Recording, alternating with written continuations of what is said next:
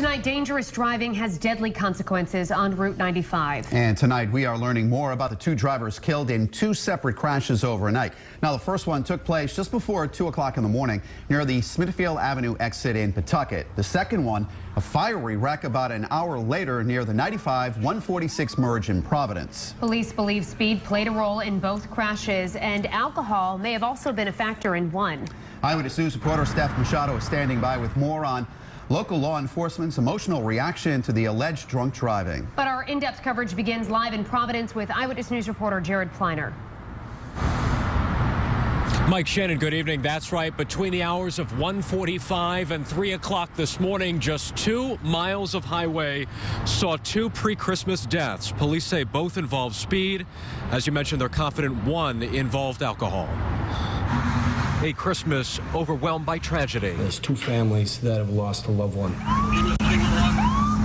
Two men die on I-95 overnight, just an hour apart. 30-year-old Verdolino Victor Lima and another man, 28-year-old Raymond Santiago, both with Providence addresses, according to police.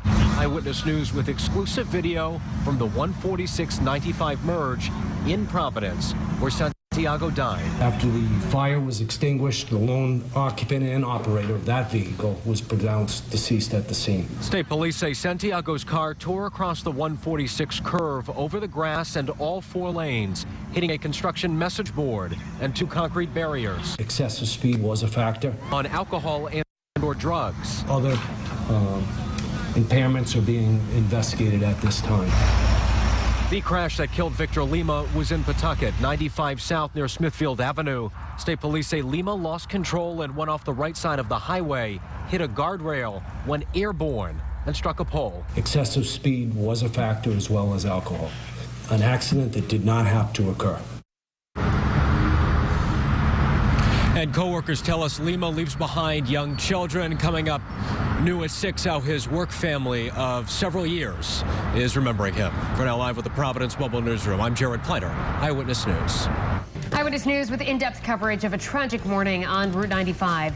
2 separate crashes leave 2 men dead just days before Christmas, including this fiery crash behind us in Providence. And new at 6 tonight, we're learning more about one of those victims and how his longtime co-workers are remembering him tonight.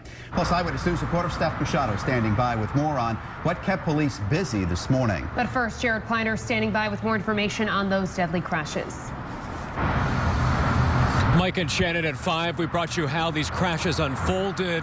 Now, the loss they created 3 days before Christmas.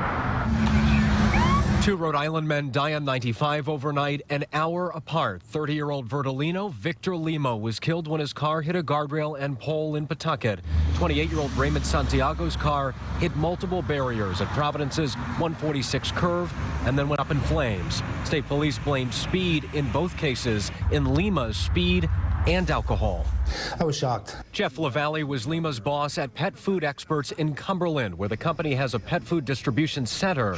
Lima worked in this warehouse for over 6 years. Last night was a relatively early night for him. Probably would have been out 8 o'clock or so. Nothing unusual. By 2 a.m., he was dead. And really took off when he started working with us. We make that investment with him, and he was really showing the results. LaValle says the Pawtucket native was a model employee, well-liked, funny, loved cars and motorcycles. The company recently had its holiday party. The owner was telling me he hugged Victor like 4 times. He goes, I hugged everybody at least once, and I think Victor came through 3 or 4 times in the line. So he's just that type of individual. I've been here 10 years, and this is probably the rawest emotions I've seen since I've started.